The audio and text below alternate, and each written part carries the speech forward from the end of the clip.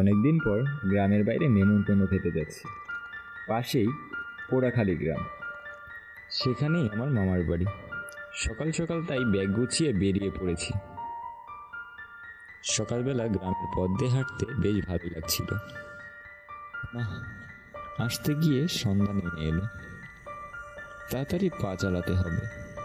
আমি গ্রামের রাস্তা দিয়ে হাঁটা শুরু করলাম। গ্রামে ঢুকতেই দেখলাম কি শুনশান জায়গাটা।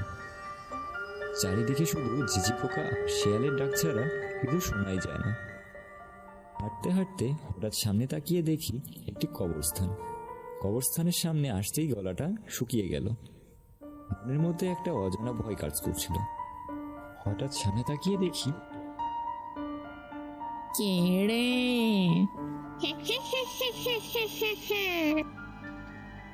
কে? কি চাই তোমার?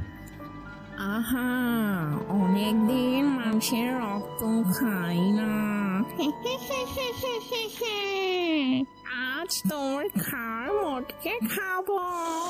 আমাকে ছেড়ে দাও, আমি আর কখনো এই পথ দিয়ে আসবো না। আমি দৌড়তে থাকি। কোথায় যাস তারা বলছি? আমি আমার সব শক্তি দিয়ে দৌড়তে থাকি।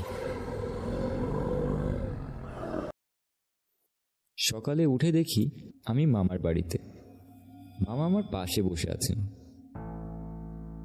কি বলো তো ভাগ্নে, সকালে গ্রামের লোকজন এসে খবর দিল ওই কবরখানার রাস্তার ওই দিকে নাকি কে বেহুশ হয়ে পড়ে আছে।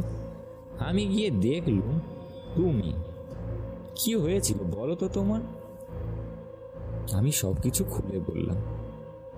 গ্রামের ওই দিকটায় রাতের বেলা কেউ যেতে চায় না, বুঝলে। ভূতপ্রেতের আছর আছে দিকে। এর আগে ওই রাস্তার গ্রামের অনেকের সাথে অনেক অলৌকিক ঘটনা ঘটেছে। অনেকে অপঘাতে মারাও গিয়েছে। তোমার ভাগ্য ভালো, বুঝলে।